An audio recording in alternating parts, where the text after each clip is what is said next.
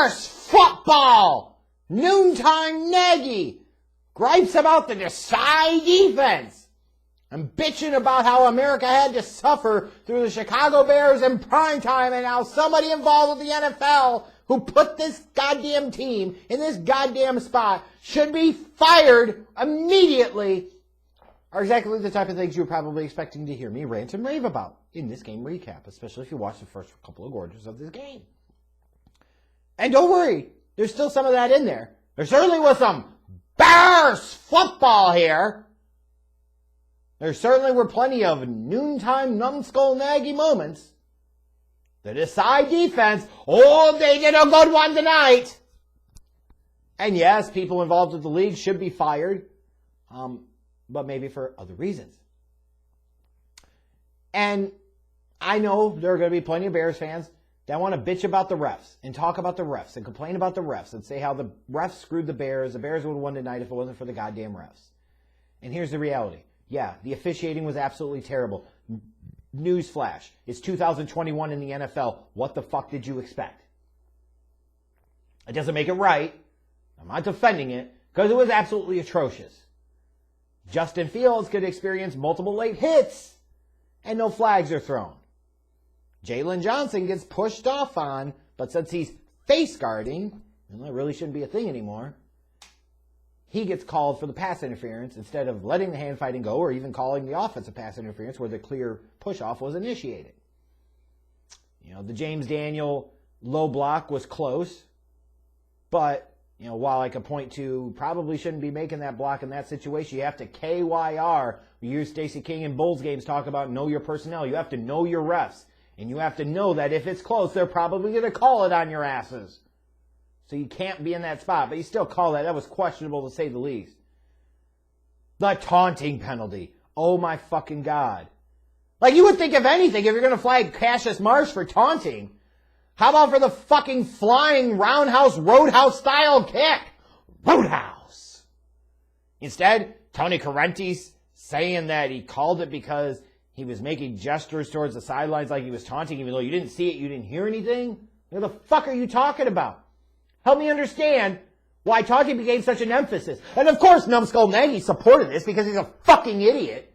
You could have all these choreographed, planned, organized celebrations after touchdowns, interceptions, fumble returns, fumble recoveries, so forth.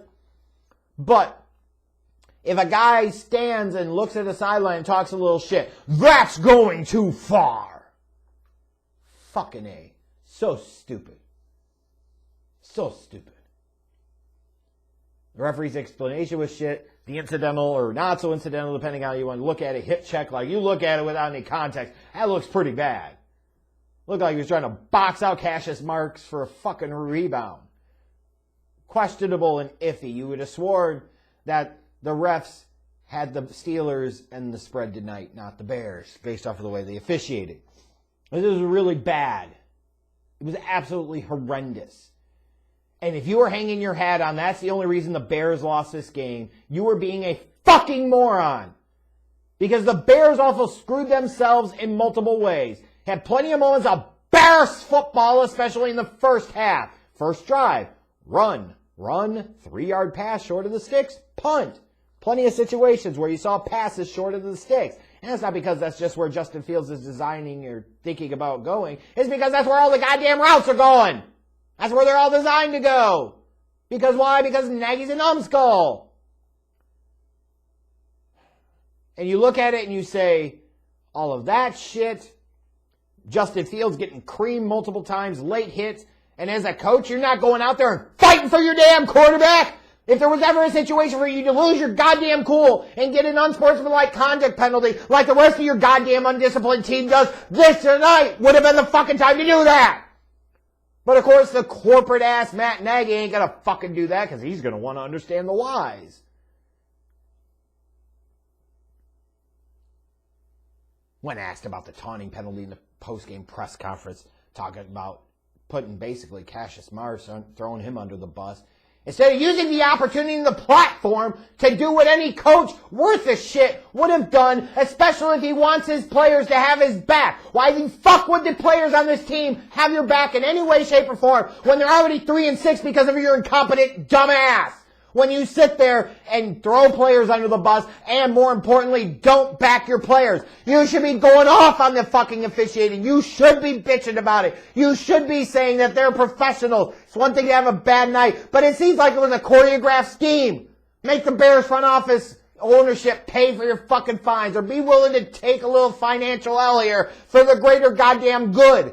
If there was ever a reason to point to why Matt Nagy should have long since been fucking fired and you didn't believe it, tonight's a perfect example. You should have been going absolutely apeshit ballistic. Instead, you did nothing. You valued the paper over the people, trying to prevent yourself from getting fined because you're a fucking noontime numbskull coward. Coward. Kicking a field goal when you're down 2 scores, when you have 4th and a little bit, but probably should still be going for it. Coward. That's what cowards do. This Desai defense. Y'all need to stop with defending this fucking group. I don't want to hear about, well, Khalil Mack and Eddie Bareback Jackson. Bareback, what do you mean? Bareback, because just like with everything else, he ain't wrapping up when he is playing, so what the fuck is the difference here? And Ogletree was out. Okay, they had some key players off of their defense out. Other teams have other injuries to other key people, and they still got to figure out a way to get it fucking done. You're halfway through the season. Figure it out! And instead, again, this Desai defense in prime time this time laid a fucking egg. They've given up 95 points the previous 3 weeks. And this goddamn time, they give up 29. And multiple times you needed to support your young quarterback after he had tried to put the team in a good spot, led him to points. The Desai defense lays a fucking egg. Blown assignments, missed coverages, stupid-ass, undisciplined-ass penalties. You got Robert Quinn lining up multiple times in the neutral zone. How the fuck does that happen? The guy's been in the league for a damn decade. And yes, that's player accountability, but that's also coaching too. These are basic, fundamental things that you cannot have happen, and yet they repeatedly happen with this goddamn Bears undisciplined-ass team. That's coaching.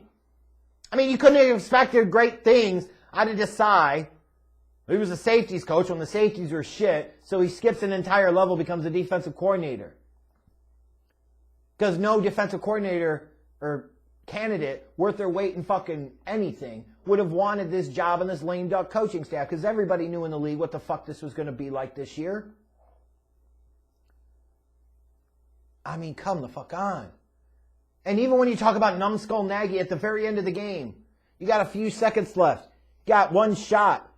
You could throw a Hail Mary with Justin Fields and see what the fuck happens. With the way the night had been going for him, maybe you get some miraculous touchdown in the Hail Mary. Maybe you put the pressure on the refs to actually give you one, and you get some type of flukish, lucky-ass Hail Mary pass interference penalty. Maybe you get any other type of things. No, instead Matt Nagy's going to try and set records. And Cairo Santos' consecutive field goals made streak on a goddamn 65-yard field goal outside in Pittsburgh at night in cold weather, where it comes up like 10 yards goddamn short. That's numbskull Nagy in a nutshell. Trying to set records with kicks instead of taking the slightly higher percentage chance of a Hail Mary resulting in something good. That's Bears football. Jakeem Grant losing field position as a returner after the Bears a few weeks ago gave up a 6th-round pick to bring him in because they overshot their expectations for when Tariq Cohen would come back from the knee injury. That's Bears football to then watch him fumble the goddamn kickoff. Bears football! Lots of Bears football still out there tonight. And lots of reasons to hate this fucking team and their 3-6 record and the asinineness of this goddamn ownership group for allowing Matt Nagy to still be employed as Chicago Bears head coach. But all of that said, and those things are important, they're true, the refs fucking sucked tonight. This Desai defense sucked, and you need to stop making damn excuses for it. Noontime Nagy did noontime Nagy things because of course he fucking did. You got Tease Tabor trying to run off the field late in the game. Big Ben spikes it because he thinks, oh, the 12th man's trying to get off the field. No, there were only 11 goddamn players! Tabor's trying to run off and he should have been out there! The hell's going on here? And the Bears consistently week in, week out look like one of the least prepared, most over their head teams, most disorganized teams in all the goddamn league. That's coaching!